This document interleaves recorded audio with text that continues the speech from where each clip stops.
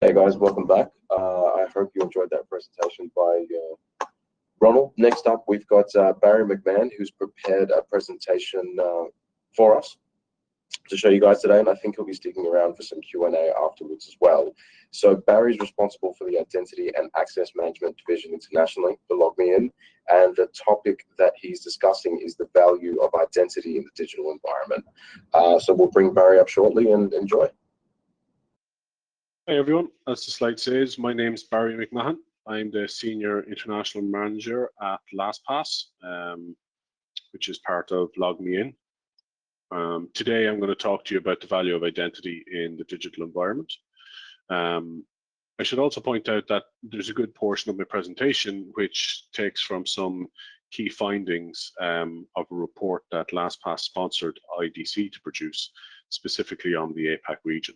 I'm more than happy to share that with you if you want to reach out to me after the presentation. And I have other collateral that I'll mention throughout the presentation that if you want access to it or copies of it, please do email me. So let's get into it. The agenda. We're going to look at the market view and the internal view. We're going to look at some market forces. We're going to look at the CEO agenda. We're going to look at delivering on trust and the challenges associated with that. We're going to look at the opportunity associated with them challenges and some ways you can solve them challenges and really harness them opportunities. And then I'm going to leave you with some key takeaways. So I wanted to focus on one global report in particular. I could have chosen from the Mandiant report. I could have chosen from the Verizon report. I could have chosen the CrowdStrike. Numerous other reports, including our own Lastpass Global State of the Password report. But for this particular presentation, I wanted to just focus on the Allianz Risk Barometer report of 2020. This year's report is based on insights from just over 2,700 risk management experts from over 100 countries and territories worldwide. And, you know, getting into the detail of the report, key finding and the big thing about the report this year is that cyber incidents are ranked as the #1 business risk, coming in at 39%. This is versus a position of 7% in 2013, where only 15% said that cyber incidents were a risk. And there's a list of sectors there, the top 6 sectors that mentioned cyber incidents as the biggest risk: aviation, financial services, government and public services, professional services, technology, and telecommunications. Additionally, the report was able to identify some key trends. And some of the trends are around the size and the expense associated with different data breaches. We see that the size of the Marriott, the Equifax, and Capital One data breaches ranging into the thousands of records, sorry, millions of records, I should say, that were compromised. We also see a growth in business email compromise. You know, earlier this year, the FBI in the US said that since 2016, there's been worldwide losses of at least 26 billion due to business email compromise. And such attacks typically involve social engineering and phishing emails to pretty much dupe or con employees and senior management into revealing login credentials so that they can make fraudulent transactions. We see litigation prospects rising. You know, a number of large breaches have triggered class actions by consumers or investors. For example, again, Equifax in July 2019 reached a 700 million settlement for its 2017 data breach. And then finally, we see mergers and acquisitions bring in cybersecurity issues. So if we look at Marriott, who acquired Starwood in 2016, that breach can be traced back to an intrusion in 2014 in Starwood. So that was sitting in their network and on their network for, you know, 4 or 5 years. So as I said, you know, cyber incidents, #1 risk globally. It's also just important to note that while it's the #1 risk globally across them sectors that I've mentioned there, it's a very close second in a lot of other sectors. So take, for example, transportation. We see business interruption ranks as #1 at 32%, with cyber risk ranking, the cyber incidents ranking at #2 with 30%. And it's a new entrant. Cyber incidents are a new entrant into that particular area with 30% this year. So as you can see, it's a real eye opener globally in terms of cyber incidents and the risks that they're posing. It's also worth noting that regardless of the org size, cyber incidents is ranked either first or second. So for the small enterprise, it's ranked number 1, but in the other 2 segments, if you like, the medium and large businesses, it ranks second. So if it's ranking that high, what do Allianz say are the causes of the cyber incidents? Well, in first place, at 77%, it's data or security breach. At 62%, it's espionage, hacker, ransomware, denial of service. And in third place, it's employees, mistakes by employees, coming in at 42%, which is quite high. Another area that I wanted to just hone in on was the Ndb report. You know, I enjoy as much as anyone can enjoy reading the Ndb report because it lays things out in a really succinct and detailed fashion. And so what we've seen in H1 of 2020 was that there was 518 data breaches notified. We have 61% where malicious or criminal attacks are the leading cause. We have 85% of them breaches involved information of 1,000 individuals or less. And then the top 5 sectors where the breaches notifications came from were health, finance, education, insurance, and legal. So how did these breaches happen? Well, as we can see there, 34% were down to human error, 5% were down to system fault. So human error would, you know, encompass wrong email recipient, you know, maybe loss of paperwork or device, or unauthorized accidental disclosure. System fault would, you know, cover unintended access or unintended publication. And then we would have then the malicious or criminal attacks, like I mentioned, coming in at 61% earlier. And they are relating to cyber incident, social engineering, rogue employees, and paper or device, paper storage or device storage theft. It's worth noting actually that in the first half of 2020 there was a rise in insider threat and social engineering, even compared to the 2019 reports. And I guess that probably isn't surprising, really, given that remote work has been, you know, enforced upon us, and many of us will be working remotely going forward. That, you know, we're an easy target for hackers and people looking to con us out of credentials. And so, move on to the internal view. So, is there a common problem?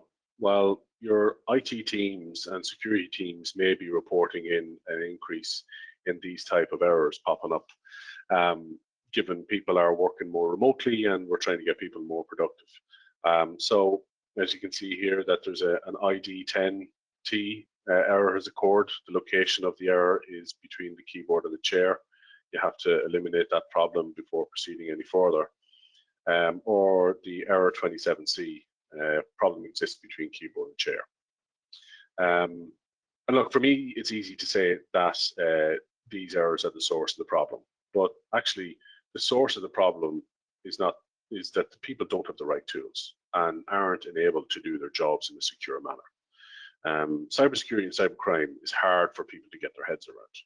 You know, people don't see themselves individually as a risk, and you know, if they're not prepared and they're not on their guard, you know, all the time, that they're potentially a weak point within the organization, well then, you know, they are a potential access point for con people. So, you know, for me, I think that when we talk about cybersecurity within the industry, I think we alienate a lot of people.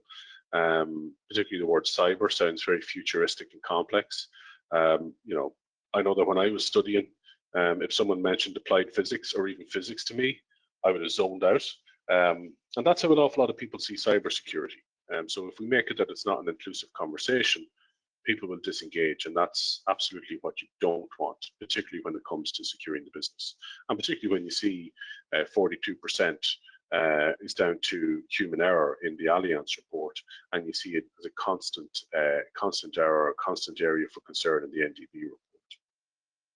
And that's how a lot of the board and senior management see it too. They see it as something complex that they don't understand, or maybe they can't understand. And so that needs to change. So switching to the market forces, let's see what's putting security on the boardroom agenda. And as the business goes more digital, different forces drive the board to focus on different business models with different threats. And this is now where we get into more the detail from the IDC and Lastpass sponsored report. So just going through a couple of these different forces operating in a climate of uncertainties, right? You know, we've seen natural disasters, obviously cyber attacks, the extended uncertainty around the period around COVID-19, and the pressures that's placed on businesses to operate and be productive and still be competitive. You know, across the APAC region, a work from home mandate has pushed an uptake in video meetings, audio conference calls, and collaborating platforms. Securing and validating the identity of the end user accessing them services remotely is more critical than ever. And not all organizations have that culture or experience or the technology to enable and enforce that remote office etiquette. We see organizations now becoming more borderless. You know, by 2024, 25% of Asia's top 1,000 companies in the APAC region will rely on a global, secure, integrated, and collaborative ecosystem that enables enterprises to function as borderless organizations. This is going to require IT security systems that support an online collaborative environment to drive business outcomes. And you know, that's where then the security perimeter gets pushed further and further and further away from the core of the office. We see rising expectations of superior digital experiences. You know, people want to have a really good experience, and they also want to know that it's secure, but they also don't want a lot of friction in how they engage them different experiences. Key investment area to deliver on is digital transformation goals. And that, you know, in doing so, secure by design principles must be core to success. Adopting a highest level of compliance approach, even if it's not mandated, is a driver to engendering trust and transforming the business for competitive agility. We look at the future workforce. According to IDC, again, the APAC Future Workforce Survey, 45% of organizations surveyed have implemented or are planning to implement a contingency plan to address their hiring policies, to fill the gap that is there in terms of digital skills. The growing pool of contingency workers and the move towards collaborative workspaces and rising millennial workforce call for a new flexible workforce policy without sacrificing security. We really start getting into the security side of things here now. We see the lack of IT and security skills, right? So organizations globally are suffering really bad with trying to fill security skill sets. And the APAC area is no different. I think security is probably the only profession globally where there's, you know, greater demand than there is availability of resources, and that's not going to change. So making sure that you can address and make sure that the people within your organization are adding value at every turn, and that they feel valued at every turn, particularly from the security side of the house, will be very important, because if not, they will leave. And then we see the crisis of digital trust, right? Bad decisions, poor leadership, complexity, cybercrime result in breaches that have significant impact on businesses and customers. New approaches such as zero trust are starting to prove themselves. Identity and access management is the #2 investment priority for APAC businesses and organizations. Moving the security strategy from the system or device to the new control plane of data, application, and identity is considered to be the best strategic and comprehensive approach. And so now we look at the CEO's new agenda in the digital economy, and you know, aligning to the forces that we just mentioned earlier on. We see that trust comes in ahead of delivering innovative experience at scale, and ensuring reliability and digital services and experiences. And so, that begs the question, why is trust so important? Well, in the corporate world, trust is high on the agenda. With trust, you can gain loyal customer base, build a strong brand, resulting in a strong market presence. For an organization addressing the target market, if they can gain their target market's trust, then they can be very successful. Trust is about making people feel a certain way, and people feel very strongly about how their data is handled. To do business in the digital economy, people need to share data such as address, name, date of birth, credit card details, etc. Without that, in the digital economy, you don't have a business. And one of the ways that organizations can maintain their trust is through protecting data. The digital economy is data-driven, and it's extremely important to protect all data. Managing the access to data and business applications goes a long way to mitigating the risk of a data breach and severely limiting the potential risk exposure to your brand. I mentioned Equifax earlier on. I mentioned their data breach. But a recent CSO Online article published reported that 2 years after the breach, the company said it has spent 1.4 billion on cleanup costs, including incremental costs to transform their technology and improve their application, network, and data security. And then, if that wasn't enough, in June 2019, Moody's downgraded the company's financial rating, in part because of the massive amounts it would need to spend on InfoSec in the years to come. So even though they were trying to do the right thing now, they're still feeling the after effects of that breach. So when organizations are evaluating the risk exposure to the business through audits, a large area of focus is typically who has access to what, why do they have access, and do they still need access? The reality is, if you don't take access management seriously, you're running a serious risk of being breached. So now we look at how we deliver on that trust. Right. So given the forces influencing the boardroom agenda and the CEO priority, this slide details the top goals to achieve trust. And the interesting thing here about this graph is that while MFA and passwordless and the access controls are in 6th and 7th place here respectively, they're actually core to achieving the deliverables here in the top 3: protecting internal and sensitive data and disclosure, implementing data privacy requirements, and improving the ability to remain compliant and anticipate future compliance standards. So while it's great to see, the multi-factor and passwordless authentication and confined sensitive data access to a defined user group, they are actually core to delivering on the top 3, and they can all be delivered with identity and access management solutions.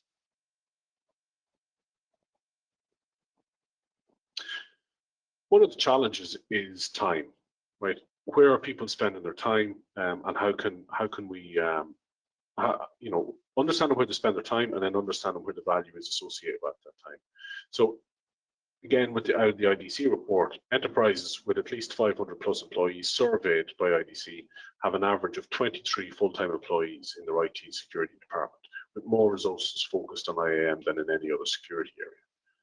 Identity solutions with improved ease of use and greater automation can help cut down on time spent on managing users and identities, which in turn ensures better use of security resources elsewhere. Deploying a comprehensive identity and access management strategy is not about removing headcount from the business, and that's an important point to note. And it's not about doing more with less people. It's about people in the security team adding value where it matters, and considering the importance of threat management and the other areas, the ability to transfer valuable resources by improving identity and access management efficiencies would be considered a strategic move, and one that adds value. And even if you just look at the graph there, you can see that at 29.1%, you'd have to think that there is a better way of doing identity management, and that these surveyed accounts are doing, and that they can then bring that percentage down, but then spend more time on vulnerability management, threat management, and trust management. Next challenge is obviously resource and technology. right? And so it makes sense to have your IT security team focus on adding value to what they do, because finding people to do the tasks is getting harder and harder. Finding security skills the world over is difficult, and APAC is no different. And as the slide says, 30% of APAC organizations suffer from a lack of skills to ensure reliable, secure digital services. And we see that, Singapore, Australia, and New Zealand are above average. It makes it harder to get the right people. So if you have people working on tasks where they feel they're not adding value, then you will not hold on to them. In addition, if you're looking for staff and the tasks you want them to focus on are, manual in the extreme, you won't get them people to join the company. And so if we move into the second part of the slide, we can see the businesses are still warming up to MFA and Federation for enhanced security. 23.4% of APAC organizations plan to deploy MFA for all users' access and sensitive data. 30.4% of the same organizations are considering or piloting identity federation plans. But concerningly, 29% or just over 29% surveyed are not even considering this. Federation, so the linking of a person's single authentication across multiple systems, will increase in adoption as more organizations realize its value in simplifying security and reducing the amount of administration to free up resources for other critical security roles, as discussed on the previous slide. And so this is where we get into the way forward part of the presentation. So how do we address them challenges and opportunities? Well, along with IDC, we've identified 5 drivers to support business needs. Now, I'm not going to go in through all of these. I'm going to look in more detail on driver number 2, 4, and 5. But this is where we start to align the business needs, the influences the business, the IT security challenges, finding a common thread. And so driver number 2 focuses on managing identity at digital scale to enable digital transformation. From a business perspective, there are departments out there who are deploying solutions in isolation. And as the solutions are being sold to the business function and not the IT buyer, that creates a big problem. So, the security challenge here is where decentralized tasks occur and security is not involved, how can they reduce that risk exposure? Well, the solution is in providing a consistent approach to access and authentication to reduce the exposure to internal and external threats. So the likes of MFA and SSO across all competitive apps, and then EPM or enterprise password management for what SSO cannot cover. And then for where and when security is involved and they add that stamp of credibility, then that also elevates the project that the other departments are trying to roll out. This also tries to help address the driver in the last slide about user experience, or sorry, in stage 1 about user experience. If it's uniform across all entry points, then people will know what to expect and they get comfortable with it. As was the case pre-COVID-19, workforce mobility was on the rise. Again, consistency at scale here adds huge value. Having the same experience in scaling across apps and geographies is a huge benefit. It's also important to note that, with the right identity solution and being able to roll that out and give the uniform experience across the board, it doesn't matter then where the person works from, if they're in the office to have the same experience, or if they're working from home to have the same experience, bringing greater security to your business. Look at driver number 4 then, integrating identity to support operational excellence. Every business is looking for efficiencies. And with security, we have people who we want to have working smarter, not harder. And that means taking the low value tasks away from them, or certainly automating a lot of tasks. But for security, the challenge is that with disparate solutions and who are not for fit for purpose deployments, these result in low value tasks that need manual support, manual integration, which leads to challenges in the talent retention. So the solution here is really to drive for a unified approach of services, which can lead to a more comprehensive security covering with fewer blind spots that can be easily managed with vendors that keep adding value through their service offering. This results in security focusing on the bigger picture and being able to be involved or get involved in the projects that they should be involved in. This leads to better staff retention as they're working on more impactful things, reducing operating costs by doing things in a more efficient manner, and then the automation of low-value tasks, which can support compliance and leave, no single points of failure aligned to a particular person if and when they might leave the business. Successful identity environment requires multiple elements and management dashboards, but adding complexity through deployment of multiple disparate tools is actually counterproductive to security team and environment needs. And so again, here you can see that by having a better, more streamlined approach within the security team and within the tools and the offerings that the security team has, they can then be more efficient and drive more operational excellence of which the business puts a lot of value in. And then we move on to driver number 5, managing enterprise risk through trusted identity. And this is where the business sees security team as a true value driver, full alignment between business and security teams. But the security challenge here is that really it's the combination of all of the previous drivers. Embracing trusted identity can align the risk appetite of the business. So if identity is a new perimeter, then contextually aware authentication can apply policies based on user conditions. Fostering good cyber hygiene through the right tools and awareness can reduce the risk profile from phishing, insider threat, as we've seen, is growing earlier on, and third-party supply chain vulnerabilities. If everything is focused on identity, then security can embed right at the core of the business decisions and strategy. And this is a clear value add. Security driving down the risk through risk optimization. And so what does a unified security offering look like? Well, it looks like this. So some of you may be one of the 25 million people globally that use Lastpass personally, or work in one of the 70,000 organizations worldwide that use our Lastpass business solution. Lastpass Enterprise is a password manager and SSO solution in one, because we believe that SSO only covers part of the password challenge, and a password manager covers the rest.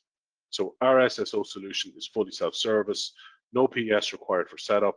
All instructions are on our website for each of the 1,200 plus apps that you can integrate with. Then we have Lastpass Mfa, which can be purchased as standalone or as part of the bundle, which I'll speak about next. Lastpass Mfa is the biometric-based MFA with many policy controls in the background, such as geofencing login, approved IP address range, approval for time of day of week access, for example. And then, as I mentioned, when you bundle them together, you get our Lastpass identity. So you get the password manager, you get SSO, then you get multi-factor authentication, or MFA, all in one. So SSO and password manager to manage the access, and MFA to authenticate that access request. So some key takeaways then, very briefly from me. You're not just building for the short term. Digital business is becoming the only form of business, and this must be a long-term strategy. Individuals, as we've seen in the Ndb report and seen in the Allianz report, and we see in loads of different reports, they are the unwitting threat vector. Help them overcome this issue and empower them to do the right thing. IT security is mostly overwhelmed, and we've seen that through some of the challenges in terms of disparate solutions, in terms of headcount focus, etc. So finding automated and user-friendly alternatives means that you will be able to hold on to your scarce resource. The prevalence of cloud is changing our control points. So identity is core to delivering the CEO priority of trust. Ensure it gets sufficient attention. And then last but not least, business investments need to align to positive outcomes. Trust as an enabler is the friend of IT security. And so I'd just like to finish up by saying thanks very much for listening to my presentation. This is a picture of the IDC report that I've mentioned a couple of times throughout my presentation. There's my email address. Please do reach out to me for a copy of the presentation, a copy of the IDC report, or with any questions or queries you may have. Thank you very much, and have a good day.